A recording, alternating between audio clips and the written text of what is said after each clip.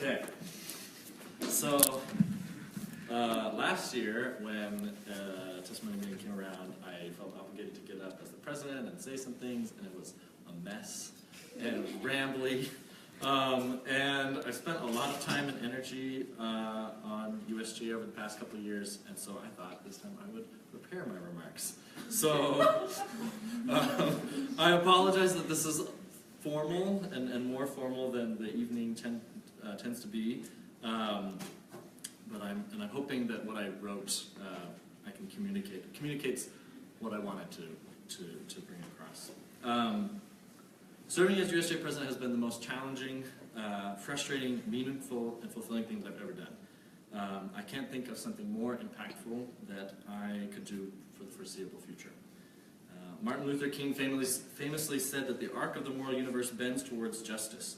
What most people don't know, including myself until I looked up this quote for this speech, is that he was actually quoting a 19th century theologian, Theodore Parker, and that the full quote reads, "Evil may so shape events that Caesar will occupy a palace and Christ a cross.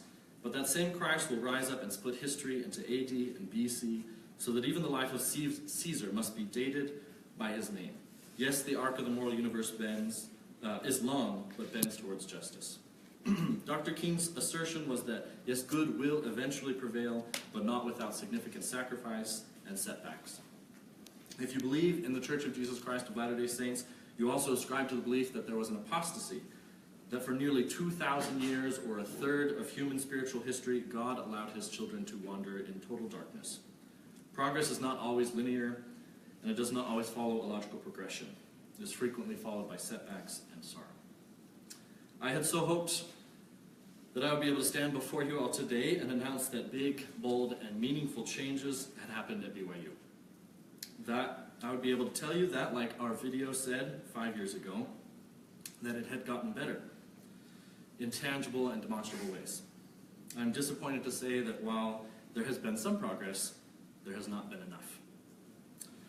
What I've learned along the way is that life is complex and difficult and messy and nuanced. I don't know that I believe that there are good people and bad people, but more likely most people are trying to do their best with what they have.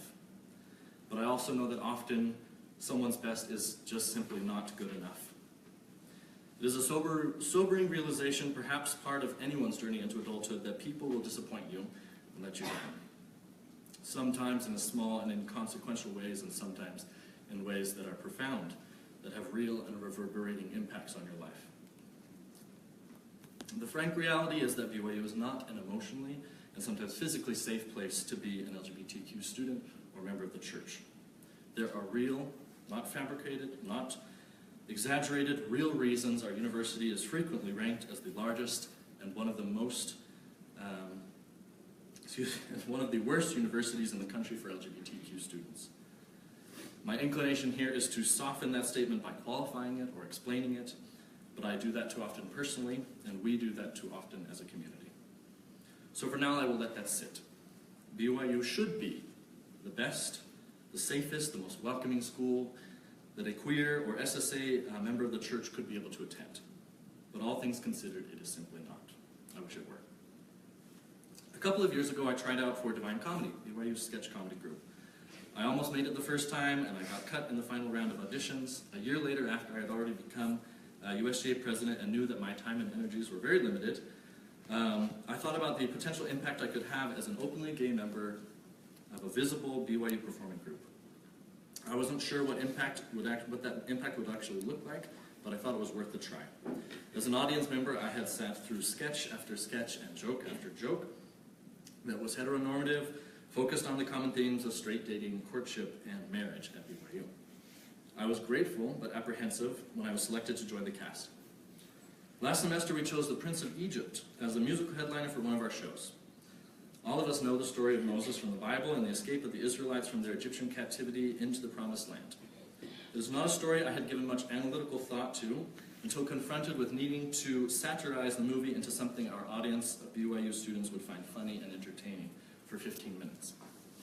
While thinking about the plot, it became apparent to me that this classic liberation story actually told the importance of privilege and of sacrifice.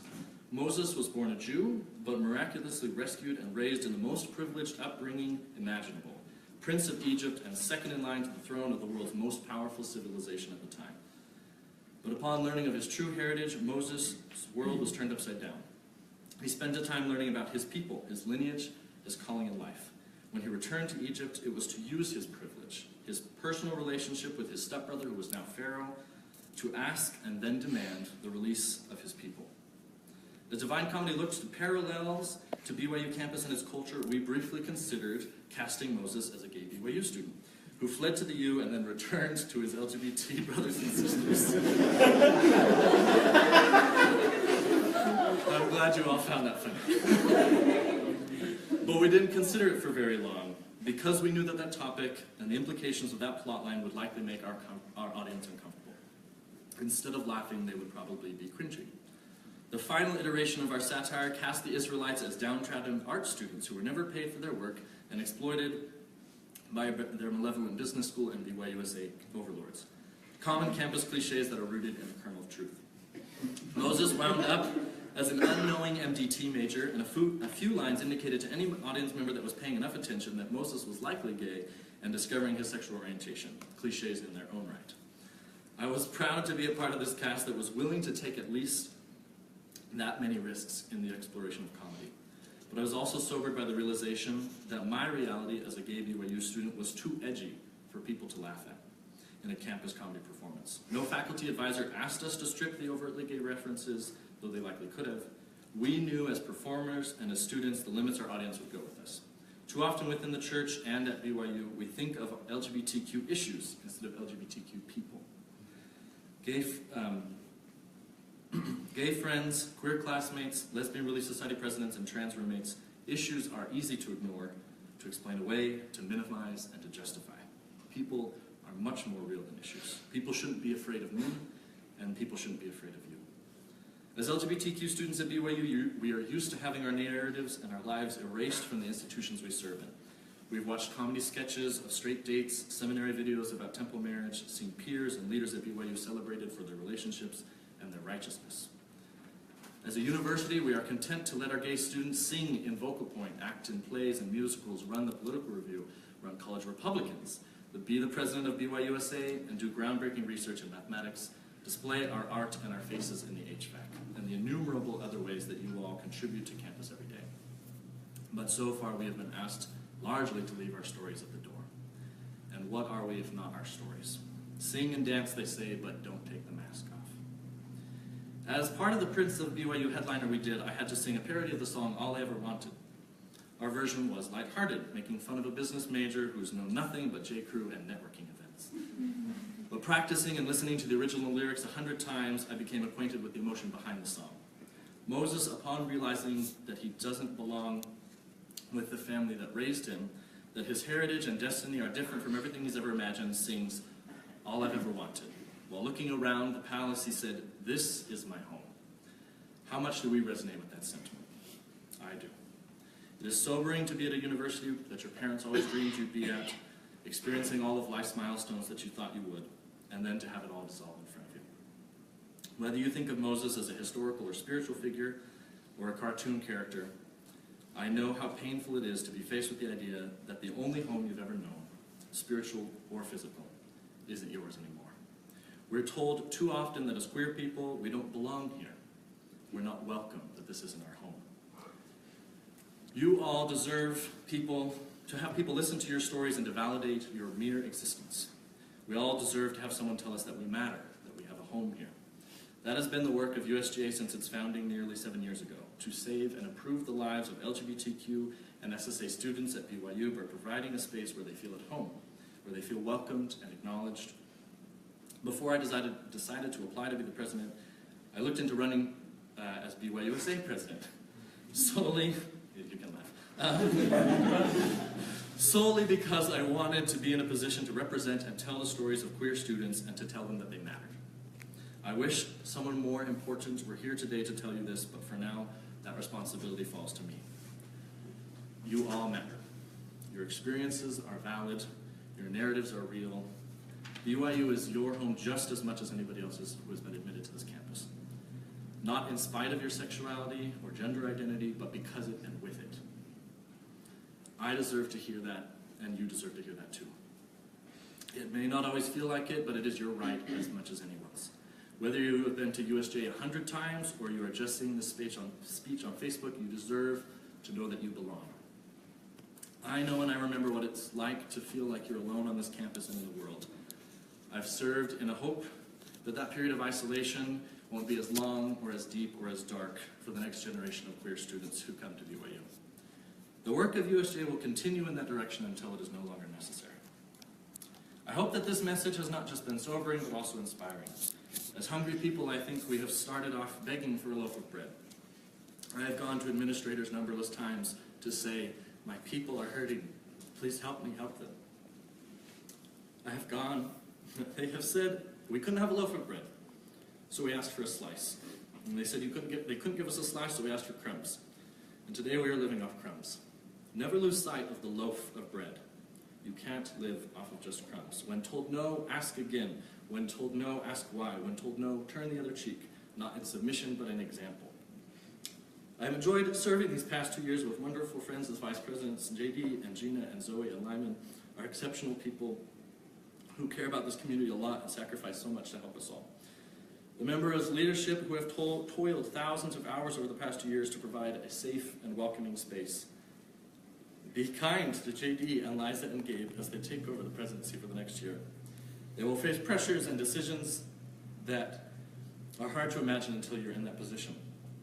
They will be doing the best they can with the resources that they have, and I know that they will do an amazing job of leading this organization over the next year and beyond. If you feel up to the task, please join leadership. We could always use your help. While the structural forces that make life as an LGBTQ student at BYU remain difficult, the current honor code wording that is not based on current doctrine or church practice and the lack of on-campus resources, things have begun to improve. I have said that BYU is not now a safe place to be an LGBTQ student or a member of the church. I do not say that because evil or hard-hearted men or women run this university. They are not. The administrators that I have met and worked with over the past few years I believe to be good and hardworking people. They intend to do good. They often have, in the past, acted out of fear, out of misinformation, and out of ignorance. Times are changing. Last semester, the resident assistant classes added a unit on understanding and responding to LGBTQ students in the residence halls. After a decade of asking, the counseling center is now allowed to run LGBTQ-specific therapy groups. There are currently 2 authorized to meet. That covers about a quarter of the demonstrated demand for these groups. Last week, the BYU chapter of NAMI on campus held the first ever event open to all students on campus about LGBTQ students' experiences, not in a basement classroom, but in the varsity theater of the Wilk. President Worthen has asked a group of top-level BYU administrators to explore the experiences of LGBTQ students and SSA students and propose ways that they can improve. In that way, the university's aims and USGA's are moving in parallel. These improvements, however, are still band-aids, not cures. They're still crumbs, not loaves, but they are there more than ever before. Someday, I hope, we will see more improvements and concrete, tangible steps by the university, and I pray that that day comes soon. Thank you so much for the opportunity to serve as president of this genuinely amazing organization, the best student-run anything I've ever been a part of. This organization that has made the most difference in the most people's lives that I've ever been involved in. If you have come to understand, to be understood, to find empathy and compassion, and to build community, you have found the right place. May God bless us all in this endeavor.